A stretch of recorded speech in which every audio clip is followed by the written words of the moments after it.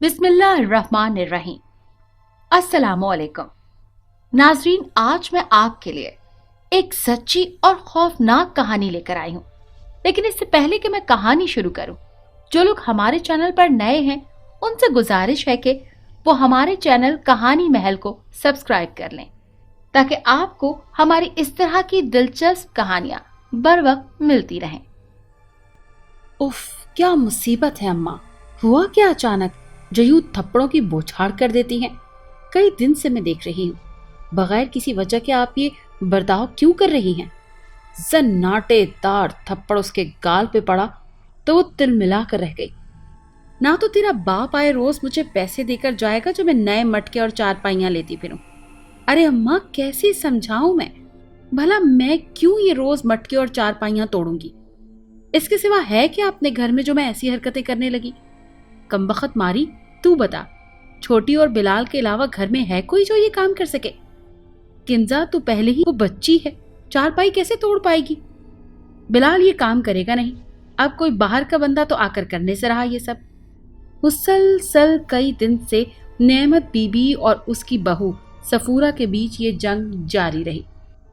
नेमत बीबी ये मानने को तैयार ही नहीं थी कि कोई और भी ये काम सर अंजाम दे सकता है। बात सुन छोकरी, आखिरी बार कह रही हूँ, इन हरकतों से बाज आ जा, वरना इस घर में रहने नहीं दूंगी। अल्लाह पाक की कसम अम्मा, मैं खुद हैरान हूँ कि ये सब कौन कर रहा है।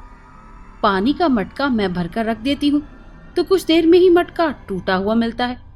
खुदा के लिए मेरी बातों का यकीन कर अम्मा।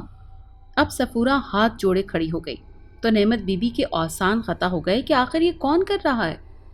दोपहर का वक्त था जब नेमत बीबी अपने कच्चे झोंपड़े नुमा बोसीदा कमरे में लकड़ियों से बनी छत को घूरती यही सोच रही थी कि हम गरीबों के साथ ये कौन कर सकता है। अगर माँ बाप ने तालीम से नवाजा होता तो मैं उसकी मदद से जान सकती कि ये चक्कर क्या है।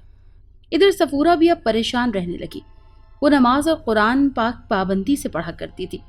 कई दिन से सास और बहू की लड़ाई देखकर वो महसूस होता रहा, एक तो अनपढ़ गंवार है, वो तो कुछ नहीं बिगाड़ सकती, मगर दूसरी वाली के पास अल्लाह का इल्म है, जिससे वो खुद भी परेशान सा रहने लगा था कि ये तंग आकर कुछ कर भी सकती है। नेमत, नेमत, अचानक से अपना नाम सुनकर तन्हाई में वो बौखला सी गई। सुन ए नेमत। अब की बार वो उठ के बैठ गई कि किसने उसे पुकारा। खाली कमरे में नजरें दौड़ाने लगी। किसी का वजूद ना पाकर वो डर और खौफ से कांपने लगी। चारपाई से उठने में भी नाकाम ही रही। अरे डर क्यों रही हो नेमत, मैं हूं। कौन हो तुम? कहां से आए हो? सामने क्यों नहीं आते? तुम्हारे सामने ही तो हूं, ये देखो जरा ऊपर रोशनदान में, लेकिन डरना नहीं। जैसे ही नेमत ने नजरें दौड़ाई तो नजरें जम सी गई। बेहोश होते होते बची। लंबा मोटा स्याह सांप फन उठाए उसे ही देख रहा था। वो बाहर दरवाजे की तरफ लपकी के उसने फिर रोक दिया। ठहरो, डरो नहीं, मैं तुम्हें कुछ नहीं कहूंगा। ये सुनकर वो रुक गई। बात सुन, मेरा ताल्लुक कौमे जिन्नात से है। कुछ दिन पहले मैं यहाँ से गुजर रहा था तो तुम्हारा छोटा सा कच्चा साफ सुथरा मकान आलूदगी से पाक मुझे बहुत पसंद आया तो मैं रुक गया। सुकून इत्मीनान था इस घर में, तो मुझे शरारत सूझी कि कुछ दिन यहाँ क़याम करूं। तुम और तुम्हारा घर बहुत पसंद आया। तुम्हारी बहू भी बहुत अच्छी है, उसका कसूर कोई नहीं है। जो कुछ भी हो रहा है सब मैं कर रहा हूँ, मगर अब नहीं करूँगा। तुम मुझसे कुछ लम्हे बात किया करो, जितनी भी दौलत चाहिए मिल जाया करेगी। खुदा के लिए, हम गरीब लोग हैं, हमने तुम्हारा क्या बिगाड़ा है? यहाँ से चले जाओ अपनी दुनिया में, हमें यहाँ सुकून से रहने दो। वो इल्तिजा मुझसे बातें भी कर रहा था। क्या अम्मा, क्या कह रही हो? सांप भी भला बात कर सकता है? हाँ, वो कोई आम सांप नहीं, जिन्नात से ताल्लुक है उसका। नेमत बीबी अब उसे तफसील से सब बताने लगी। यकीन नहीं आ रहा मुझे अम्मा। एक बार फिर नेमत बीबी ने उसे 2 थप्पड़ जड़ दिए। अरे वो बेगैरत, तो क्या मैं झूठ बोल रही हूँ? नहीं अम्मा, मगर क्या मगर लगा रखी है? देखना एक दिन तुम्हें भी नजर आ जाएगा, फिर मगर करती रहना, मगरमच्छ की औलाद। इतना कहकर नेमत बीबी कमरे से चली गई। सफूरा बेचारी बनी जाती हुई अम्मा को देख रही थी। ایک دن نعمت بی بی کسی کام کا کہہ کر پڑوس میں سفورہ کو 1 آدھ گھنٹے تک آنے کا کہہ کر چلی گئی۔ گھر پر اکیلی سفورہ ہی تھی تو ایک انجانی سی آواز اسے اپنی جانب متوجہ کرنے لگی۔ اجنبی آواز سن کر سفورہ حیرانی کے عالم میں ادھر ادھر دیکھتی رہی، مگر کسی کو نہ پا کر سہم گئی۔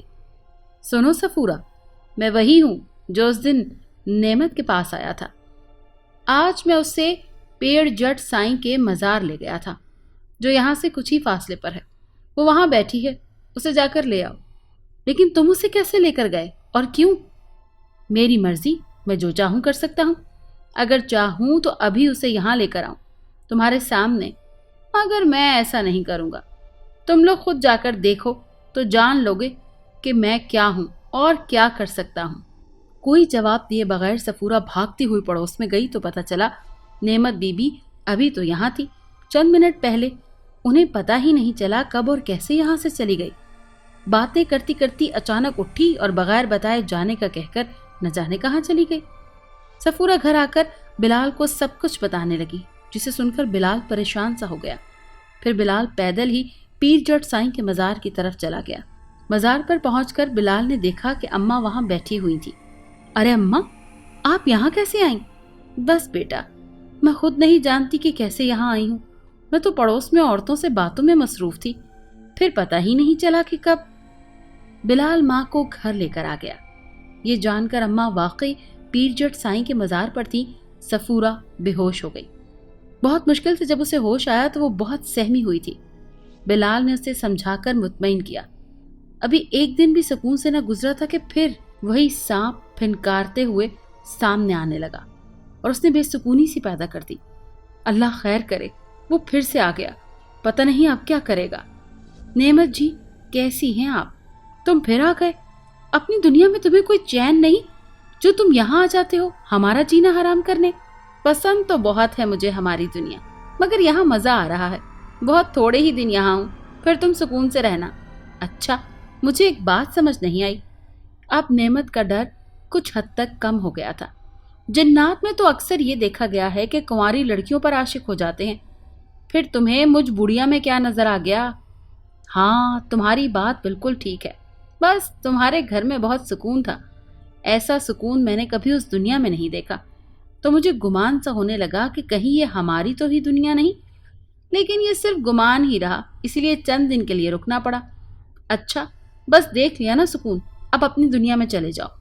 میری چھوٹی بیٹی ہے، اگر اس نے تمہیں دیکھ لیا تو خوفزدہ ہو جائے گی۔ پھر کیا کروں گی میں؟ نعمت بی بی نے اپنی پریشانی ظاہر کی۔ ٹھیک ہے، میں اس کی موجودگی میں نہیں آؤں گا، تم بے فکر رہو، اپنا خیال رکھنا، پھر آؤں گا۔ اتنا کہہ کر وہ لمحوں میں غائب ہو گیا۔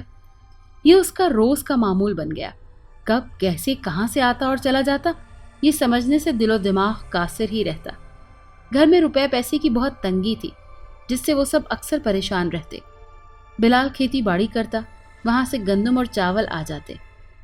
ایک بھینس بھی پال رکھی تھی، دودھ خریدنا نہیں پڑتا تھا، لسی اور خالص مکھن سے گزر بسر ہو جایا کرتا تھا۔ کسی کو کوئی شکوہ نہیں ہوتا کہ جہاں پتھر کے مکان ہوں وہاں پتھر کے دل بھی بن جاتے ہیں، اسی لیے سب اپنے کچے مکان میں ہنسی خوشی رہ رہے تھے۔ پیسے سے سب کچھ خریدا جا سکتا ہے، مگر سکون نہیں، جس سے وہ لوگ مالا مال تھے۔ صبح نیند سے بیدار ہوتے ہی کنزا ضد کرنے لگی کہ مجھے نئے کپڑے لینے ہیں۔ اس وقت سوائے چند روپوں کے نعمت بی بی کے پاس اور کچھ نہیں تھا کہ اس کو کپڑے دلواتی۔ بڑے بکس میں رکھے کپڑے نکالنے لگی کہ اسے روتا دھوتا نہیں دیکھ سکتی تھی، شاید وہ چپ ہو جائے اور انہی سے راضی ہو جائے۔ جو ہی نعمت بی بی نے پیٹی کا ڈھکن اٹھایا، آنکھیں پھٹی کی پھٹی رہ گئی۔ ہائے اللہ، اتنے سارے روپے! پوری پیٹی بھری پڑی تھی، کہاں سے آئے یہ؟ میں تو ان کو سنبھال بھی نہیں سکتی۔ ایک ڈھیر تھا روپوں کا، اس کی خوشی کا کوئی ٹھکانہ نہ رہا۔ رکھ لو نعمت، سارے تمہارے ہیں۔ وہ پھر سے پہنچ گیا۔ اچھا، تو یہ سب تم نے؟ اب نعمت خوشی سے اس کی جانب دیکھ رہی تھی اور ساتھ ہی روپوں کو بھی۔ ہاں جی، بالکل، سب رکھ لو اور عیش بھری زندگی گزارو۔ اب نعمت بی بی کی آنکھیں نم ہو گئی تھی۔ یہ کہہ کر وہ سانپ غائب ہو گیا اور پھر کبھی نظر نہ آیا۔ اب یہ تو بتانے والی بات نہیں کہ اس واقعے کے بعد سے نعمت بیوی کے دن پھر گئے اور اس سانپ کو خدا نے وسیلہ بنا کر اس گھر میں خوشحالی دے دی تھی۔ سچ کہتے ہیں خدا کی قدرت کے آگے کوئی پیش نہیں، وہ جب چاہے جس کے چاہے دن پھیر سکتا ہے۔ اگر آپ کو یہ کہانی اچھی لگی ہے تو اسے لائک کیجیے اور ہمارے چینل کہانی محل کو سبسکرائب کیجیے۔ اور ہاں، اگر آپ کے کسی دوست، رشتہ دار یا بہن کے ساتھ خدا نخواستہ اس طرح کا کوئی بھی واقعہ پیش آیا ہے تو ہمیں کامنٹ سیکشن میں اس کے بارے میں ضرور بتائیے۔